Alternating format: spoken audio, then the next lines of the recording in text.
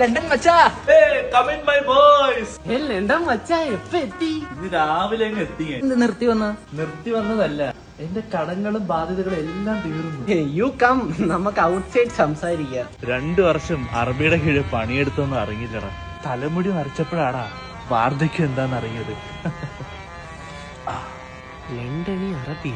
നീ എന്തിനു ലണ്ടനിൽ പോയത്? അതിനു വേണ്ടി എന്താ നിനക്ക് കടം? ഞാൻ ഈ ലണ്ടനിൽ പോകുന്നതിന് മുമ്പ് 20 ലക്ഷം രൂപ ലോൺ എടുത്തായിരുന്നല്ലോ. ഓ, അല്ല നീ ലോൺ എടുത്ത് എന്തിനായിരുന്നു? എടാ ഫൂൾ, ലണ്ടനിൽ പോവാൻ. അപ്പൊ നീ എന്തിനാ ലണ്ടനിൽ പോയത്? എടാ ബഫൂൾ, 20 ലക്ഷം രൂപ ലോൺ എടുത്തില്ലേ, അത് അടയ്ക്കാനല്ലേ ഞാൻ ലണ്ടനിൽ പോയത്. എടാ അപ്പൊ നീ ആ ലോൺ എന്തിനാ എടുത്തത്? ലണ്ടനിൽ പോവാൻ. അപ്പൊ നീ വെറുതെ ലണ്ടനിൽ പോയി? ആ മണ്ടന്മാര്, ഞാൻ ലോൺ എടുക്കാനല്ലേ ലണ്ടനിൽ പോയത്. ഈ പൊട്ടന്മാര് പറഞ്ഞു.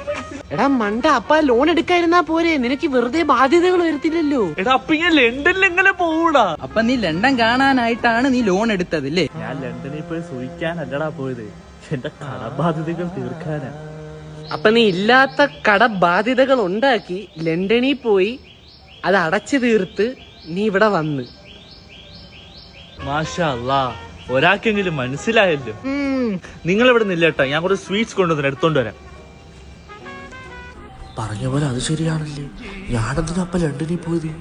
പട്ടി പണിയെടുത്ത് ലോൺ അടയ്ക്കാനാ. മധുരം